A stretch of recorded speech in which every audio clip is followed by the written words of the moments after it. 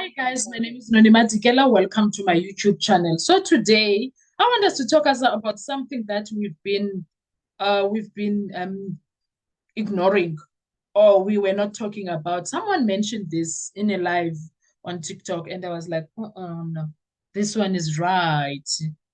This one is right about this. Let's talk about it. Okay.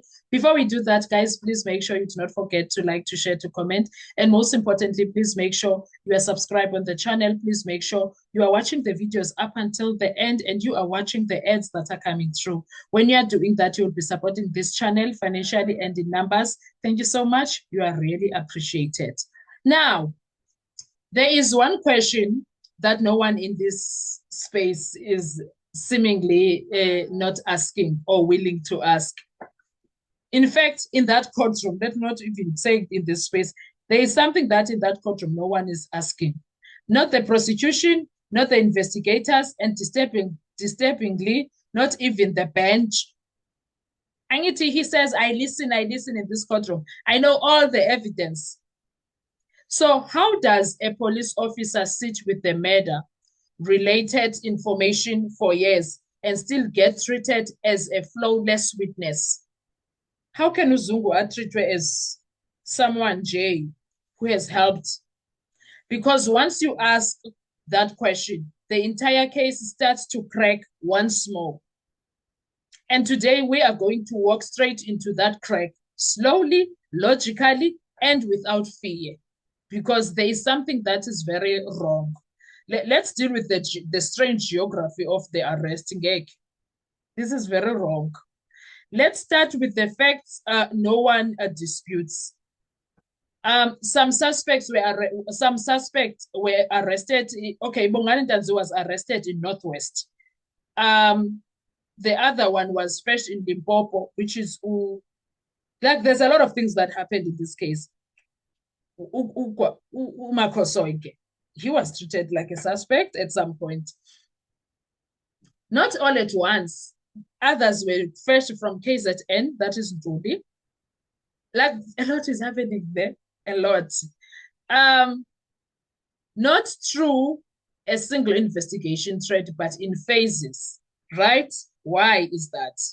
Because the case didn't move forward until Constable Zungu's statement surfaced. Nothing was happening, nothing was moving. Only then did arrests begin to roll out between 2019 and 2020, because Constable Zungu was in the midst of it all. Yet the events that Zungu speaks about allegedly happened in 2014. That time gap is not a footnote. It is a central contradiction of this entire prosecution. Zungu is not just another witness. Zungu is a member of the South African Police Services, a trained law enforcement officer, a person who understands the duty to report, the consequences of silence, the seriousness of murder investigations, and yet this officer allegedly sat with crucial information for 5 to 8 years. No affidavit, no docket entry, no escalation. Nothing from Zungu. And still, he walks into the courtroom and is crowned a key witness, a Section 204 witness. No interrogation, no skepticism, no pause, just acceptance by the judge. But this person was a police officer. Make it make sense, please. Please make it make sense. At no point does the court stop and say, are you telling us that a SAPS officer had this information since 2014 and never thought it is important enough to report? And at no point does anyone ask, why now? Why after so many years? Why only when the arrests are suddenly needed? Why only after the Meyiwa family says we are going to AfriForum? And that silence matters, because credibility is not automatic. It must be earned and tested, especially when the witness is a policeman. Now imagine, just for 1 second, that Constable Zungu was a defense witness. Imagine the prosecution's cross-examination of him. They would say, you are a police officer, right? You knew the law, right? You sat with this information for 8 years. You only came forward when it suited you. They would destroy him. They would say you are unreliable. You are an opportunistic person. You are not credible. But because Constable Zungu belongs to the state version, those questions never come. That is not justice, that is selective skepticism. Ngeke kaloku sana sizukwazi. Why uJudge Ratakulu uyamkela yonke into? Doesn't make sense. It doesn't. And that is why everything collapses into a legal moment. Because do you remember when it was the time of Section 174? 174 asked a simple question. Is there evidence upon which a reasonable court might convict? But how do you answer that when the foundation of your evidence rests on a witness whose credibility was never tested? The court is trapped. If it confronts the credibility, if it confronts the credibility issues, the state case weakens. If it ignores it, the judgment becomes irrational. This is why the Section 174 ruling felt strained, hesitant, uncomfortable, because the court knows the problem, but won't say it out loud.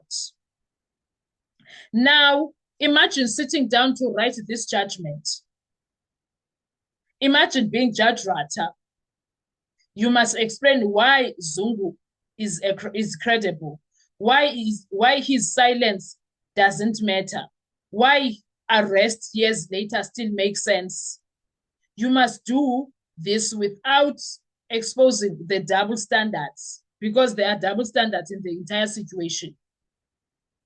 And that is nearly impossible because logic does not bend convenience.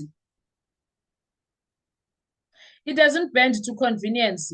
A judgment that avoids the issues will not just be questioned, it will be targeted on appeal. The case does not suffer from a lack of evidence. It suffers from the lack of honest interrogation. One question, just one, was never asked. Why did a police officer stay silent for years? And why was it okay with that?